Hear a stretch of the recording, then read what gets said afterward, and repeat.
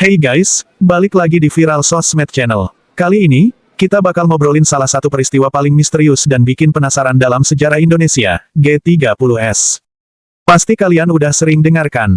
Dulu di sekolah, kita cuma diajari satu versi cerita. Tapi, ternyata, banyak banget loh teori yang beredar di luar sana. Makanya, di video ini, kita bakal bedah semua teori itu satu persatu. Biar kita sama-sama bisa berpikir kritis, dan gak gampang percaya sama satu cerita aja.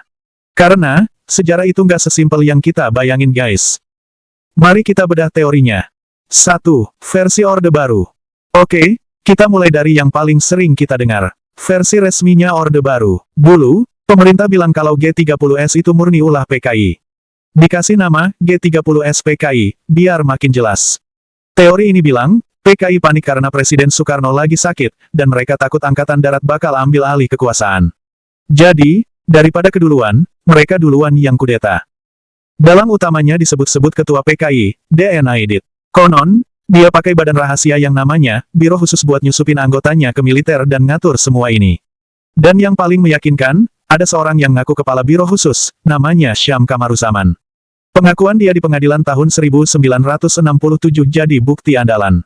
Intinya, versi ini bilang PKI itu ambisius dan mau bikin Indonesia jadi negara komunis.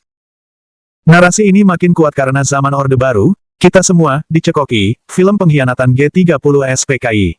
Film ini wajib ditonton dan diputar terus di TVRI. Jadi, nggak heran kalau banyak dari kita yang cuma tahu cerita itu. 2. Versi Angkatan Darat, konflik internal.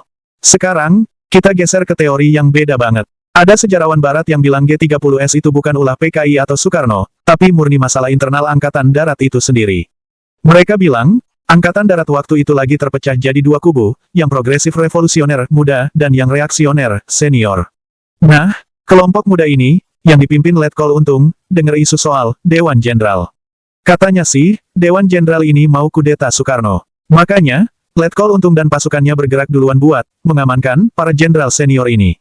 Untung bahkan sempat ngumumin kalau ini cuma urusan internal Angkatan Darat. Jadi, menurut teori ini, PKI itu cuma ikutan aja. Mereka dukung kubu yang progresif dan manfaatin situasi yang lagi panas. Serukan, kayak dua geng lagi berantem, terus ada pihak ketiga yang nyari untung. 3. Versi Soeharto, diam-diam mengintai. Nah, ini dia teori yang paling bikin heboh. Banyak yang bilang, Dalang sebenarnya adalah Mayor Jenderal Soeharto. Kenapa? Ada beberapa alasan kuat. Pertama, aneh banget, Soeharto yang waktu itu Panglima Kostrad, salah satu jenderal paling penting, kok nggak jadi target penculikan. Kedua, ada kesaksian dari Kolonel Abdul Latif, salah satu pelaku G30S. Dia bilang udah kasih tahu Soeharto soal rencana penculikan para jenderal. Tapi, Soeharto malah diem aja. Teori ini bilang, Soeharto itu kayak lagi sekali dayung, dua pulau terlampaui. Dia bisa nyingkirin rivalnya di Angkatan Darat, sekaligus menyingkirkan PKI yang jadi musuh ideologis. Setelah kejadian, dia langsung gerak cepat ngumpulin pasukan buat ngambil alih komando, dan akhirnya dia jadi pemimpin militer paling kuat. 4. Versi intervensi asing. Ada CIA dan Inggris di balik layar. Teori ini nggak kalah seru. Ini tentang campur tangan pihak asing, terutama Amerika Serikat dan Inggris. Jadi, waktu itu Indonesia kan lagi mesra-mesranya sama Blok Timur komunis, dan Soekarno lagi anti-Barat banget. Amerika sama Inggris khawatir Indonesia bakal jatuh sepenuhnya ke komunisme. Apalagi, Indonesia punya posisi strategis dan sumber daya alam melimpah.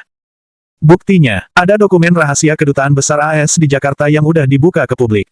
Dokumen ini nyebutin kalau ada dugaan pemerintah AS bantu Angkatan Darat Indonesia buat operasi militer, pembersihan, anggota PKI. Ada juga telegram dari konsulat AS di Surabaya yang bilang kalau Angkatan Darat sering nyerahin anggota PKI ke kelompok lain buat dibunuh. Gila kan? Ini ngasih gambaran kalau campur tangan asing itu bukan cuma sekadar politik, tapi juga terlibat dalam kekerasan massal. 5. Versi kekacauan. Tak ada dalang, semua panik. Terakhir, ada teori yang bilang G30S itu nggak punya dalang tunggal.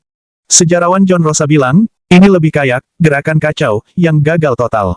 Buktinya, operasinya berantakan. Pasukan yang harusnya cuma nyulik jenderal malah ngebunuh mereka. Rencananya juga cuma bertahan sehari sebelum hancur lebur. Teori ini menganggap, PKI itu bukan dalang utama yang punya rencana matang, tapi lebih kayak kelompok yang lagi putus asa dan melakukan tindakan nekat yang akhirnya jadi bumerang.